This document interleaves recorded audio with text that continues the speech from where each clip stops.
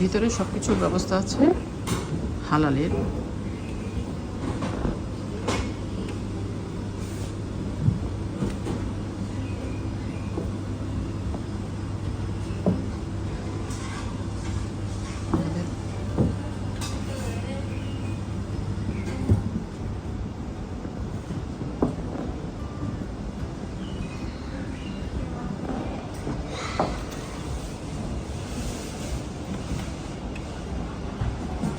আমি এর আগে সাধারণত উট পাখির ডিম দেখেছি, কিন্তু এত বড় ডিম দেখিনি, প্রথম আমার দেখা।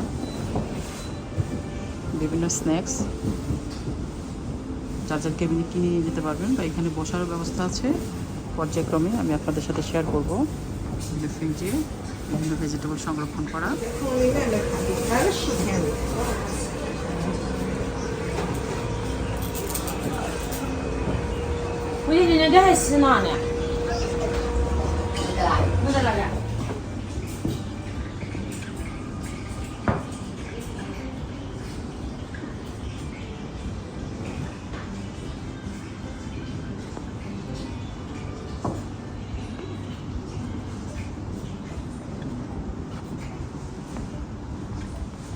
This wonderful area.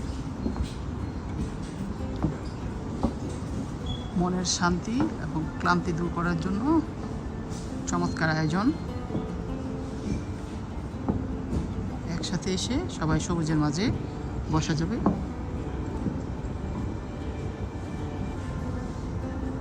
আমি বাংলাদেশে কোথাও কোনো বিশাল বড় হসপিটাল থেকে আরম্ভ করে সবই গিয়েছি, কিন্তু এই ধরনের চমৎকার লবি আমি কোথাও দেখিনি, যা সত্যিকার অর্থে প্রশংসনীয়।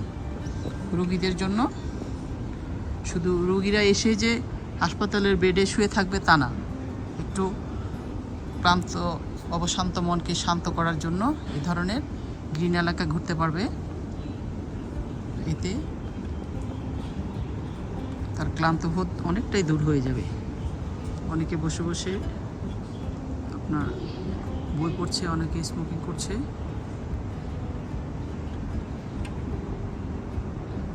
Really wonderful. আমরা এটারে 4 তলায় আছি, নিজের কেবিন থেকে এগুলো দেখতে পাই, তাই আমি এখন এসে এই ধরনের ফুল গাছ আমি এর আগে দেখিনি, তাই আপনাদের সাথে শেয়ার করছি।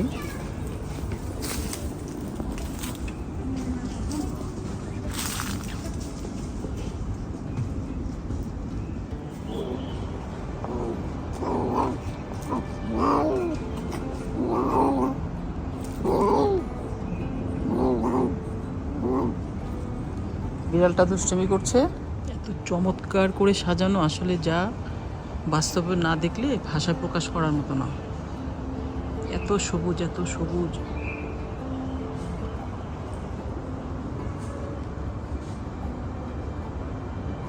আমরা লেকপাড় এসেছি।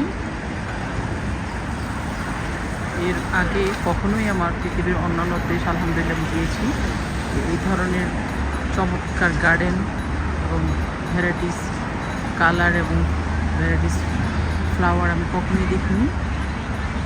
সাথে থাকুন, দেখতে থাকুন।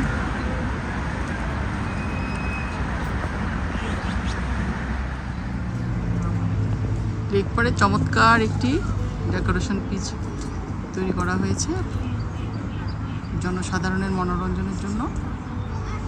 চমৎকার। পাশে ওটা হলো আমরা যেখানে এসেছি সেই লেক। সাথে থাকুন, দেখতে থাকুন। বন্ধুরা, সিটি অ্যাক্টিভিটিস এবং সিটি কুকিংকে যে যেখান থেকে দেখছেন সাথে থাকেন। চায়নাতে চলছে এখন বসন্ত উৎসব। এইদিকে, এই দিক চমৎকার চমৎকার, মাশাআল্লাহ মাশাআল্লাহ। আমি ধরে ধরে দেখাচ্ছি। আল্লাহ রাব্বুল আলামিন সেই ফুলগুলোকে